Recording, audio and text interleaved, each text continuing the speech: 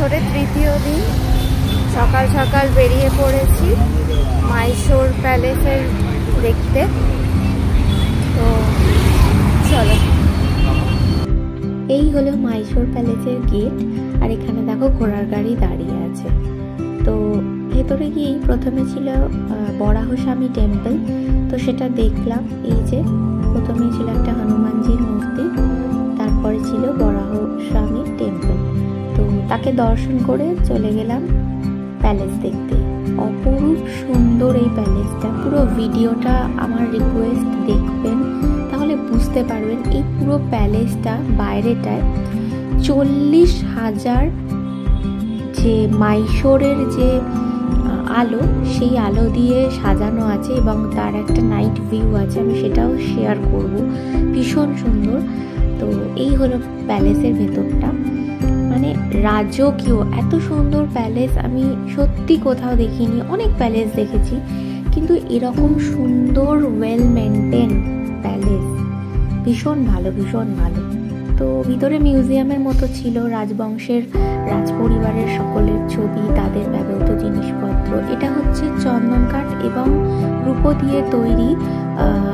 এই জিনিসগুলোর মাধ্যমে যে নেমন্তন্নপত্র বা কোনো সংবাদ এই বক্সগুলোর ভেতরে করে পাঠানো হতো। আর এখানে ছিল তাদের ঘোড়াশাল, হাতিশাল, যুদ্ধক্ষেত্র, এই সমস্ত ছবি আঁকা ছিল। এগুলো সব হাতে আঁকা, কোনো প্রিন্ট না। এটা ছিল রাজবাড়ির উঠোন।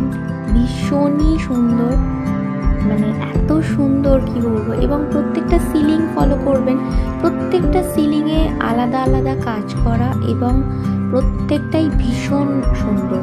এগুলো ছিল রাজাদের চেয়ার, যেগুলো রূপো দিয়ে তৈরি। এগুলো ছিল ঠাকুর এবং দরজাগুলো ভীষণ সুন্দর। দেখুন এই সিলিংটাও আলাদা। প্রত্যেকটা সিলিং, প্রত্যেকটা কাজ ভীষণ নিখুঁত এবং ভীষণ সুন্দর।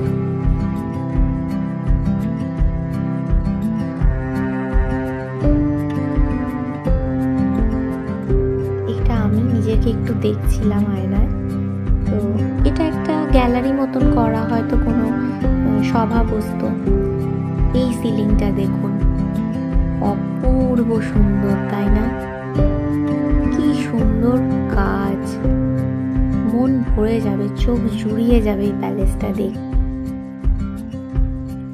একটু জুম করে ভিডিওটা নিয়েছি, দেখুন কি সুন্দর আঁকা আছে। নারায়ণের বিভিন্ন যে রূপ, তার রূপ এখানে আঁকা রয়েছে। এটা একটা দরজা, কেউ বলবে